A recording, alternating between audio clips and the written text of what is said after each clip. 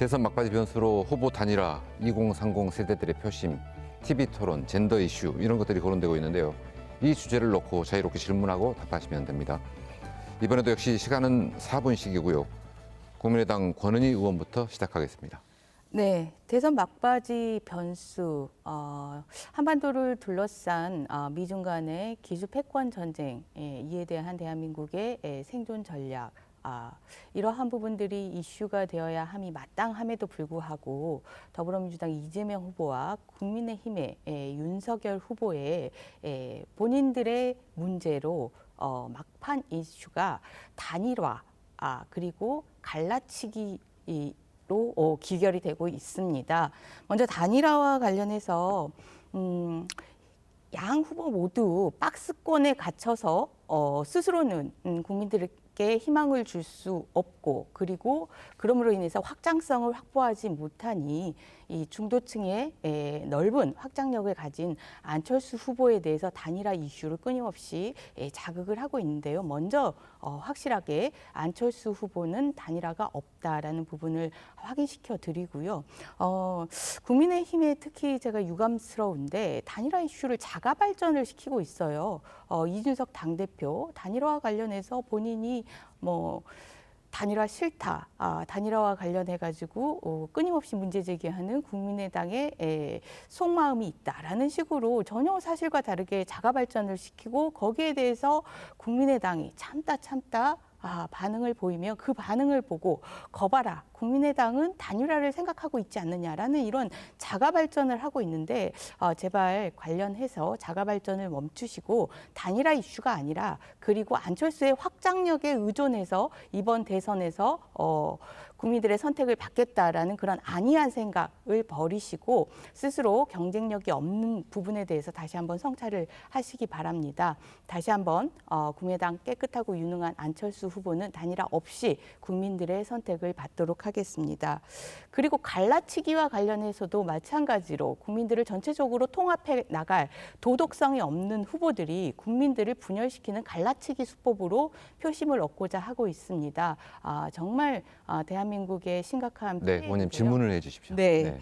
이와 관련해서 단일화와 갈라치기밖에 전략이 없는 두 당이 과연 대선 전략, 대한민국의 미래와 관련해서 어떠한 부분들을 과연 생각이나 하고 있는지, 이런 부분들에 대해서 좀 확인하고 싶습니다. 어떤 분께 답변 먼저 받으시겠습니까? 예, 조호섭 의원님 먼저. 네. 의원님께서 약간 착각하신 것 같은데, 우리 민주당은 단일화와 갈라치기에 대해서 전혀 하지 않고요. 이재명 후보는 통합의 정치, 국민 화합의 정치를 꿈꾸고 있습니다. 예, 송영길 대표가 언론을 통해서 계속 그런 말을 하셨는데 이제 안 하신다는 말씀으로. 무슨 말씀이신지 제가 이해가 안 됩니다. 예, 연립정부 이런 말씀을 하시는데. 그거는 단일화 문제와 상관없이요. 단일화와 연결된 연입정부이고, 단일화와 상관없는 부분은 어떤 당이든 다 통합을 위해서 폭넓은 인재 영입을 하겠다라는 말씀은 하지 않습니까? 그와 별개로 단일화와 연계된 연립정부의 말씀은 이제 하지 않은 것으로 제가 그렇게 받아들이겠습니다. 네, 예. 제가 알기로 송영길 대표도 단일화와 연계된 연립정부라든가 그런 부분은 아니고요. 실용적으로 국민들이 화합할 수 있는 정치를 어떻게 만들 것인지에 대한 그 부분에 대한 통합의 정치를 이야기를 하고 있는 것 같습니다. 저도 잠깐 답변하겠습니다. 네. 윤석열 후보 단일화 관련 기본 입장은 현 단계에서는 각 후보들이 더더군다나 설을 맞이해서 본인의 정책, 역량, 비전을 제시하고 있는 국민을 설득하는 그런 단계인데, 이 단계에서 단일화 논의 자체는 적절하지 않다는 게 윤석열 후보의 입장입니다. 일단 그렇게 말씀드립니다. 예, 국민의힘 당에도 특히 당대표에게 단일화와 관련된 자가 발전을 멈추시기를 좀 촉구를 해주시기 바랍니다. 잘 알겠습니다. 네, 다음은 민주당 조호섭 의원 주도권입니다. 네. 우리 이재명 후보께서는 청년 정책에 대해서 많은 공약들을 내세우고 있습니다. 8대 공약을 내세웠는데요. 주요하게는 청년들의 주거 안정에 대한 문제, 그리고 청년들의 기본소득에 대한 문제를 공약으로 내세웠습니다.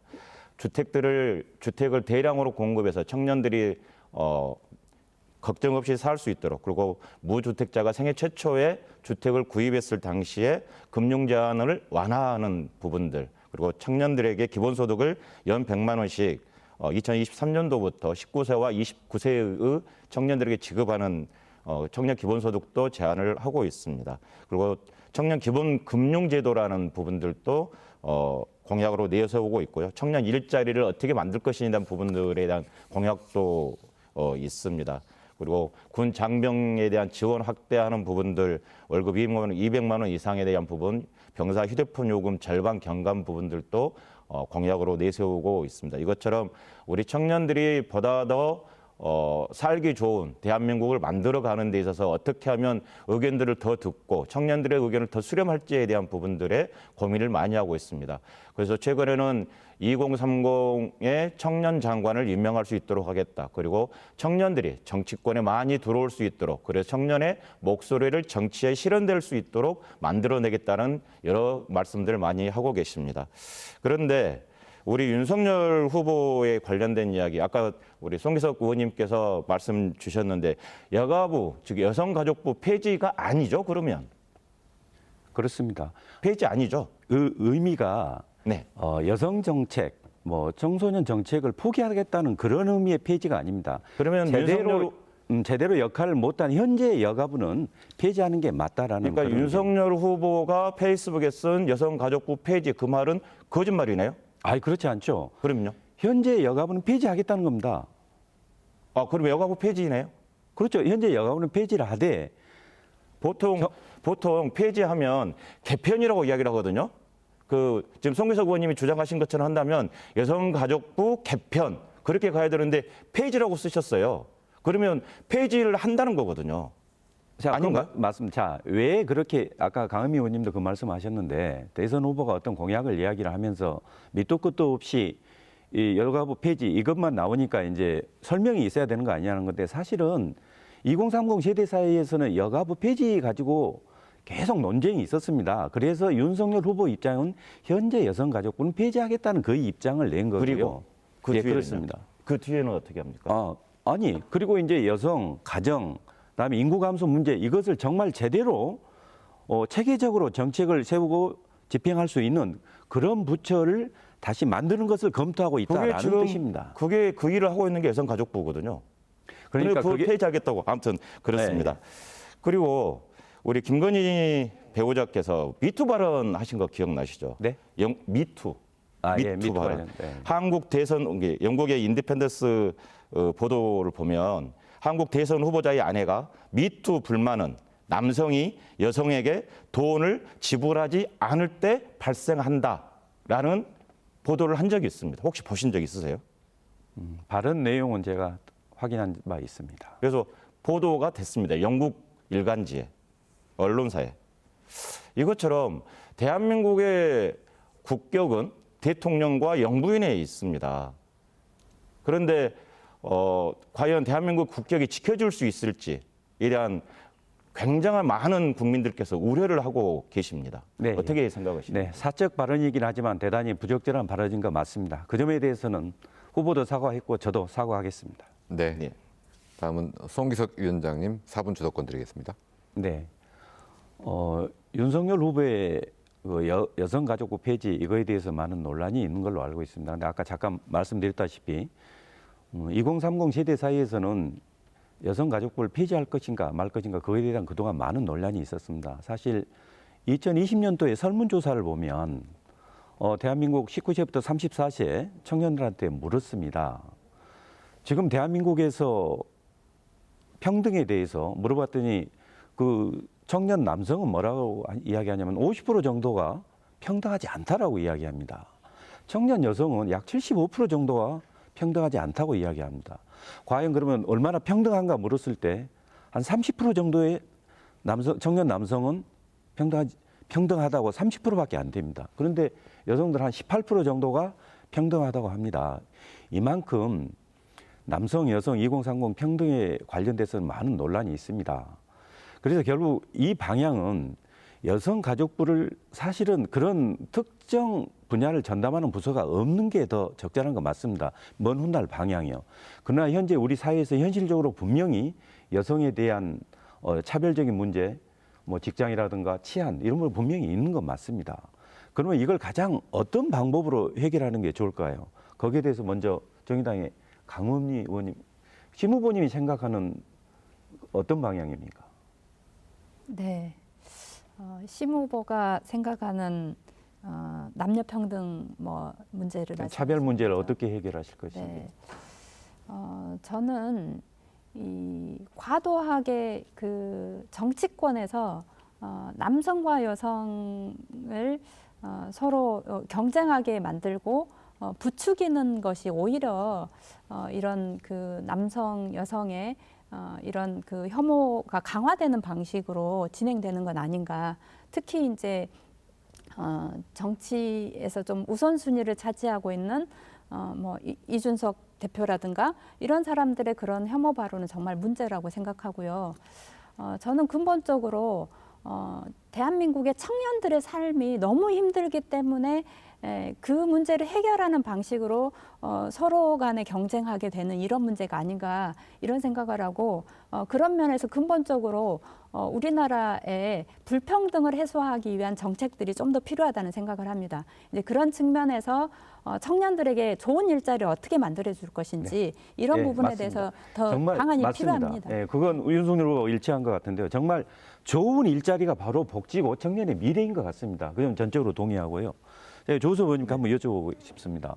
저는 최근에 그 이재명 후보께서 한 발언 중에 DC 인사이드라든가 이런 데의 의견도 국민들의 의견이니까 경청하는 것은 마땅하다. 이건 저는 정말 당연하다고 생각합니다. 당연히 그 의견도 들어야 된다고 생각합니다. 한 가지만 제가 좀 아까 여성가족부 이야기했는데 전에 박원순 시장 관련돼서 네. 그렇게 지금 여성 성추행 문제가 나왔습니다. 그때 여성가족부가 제대로 대처를 한 겁니까?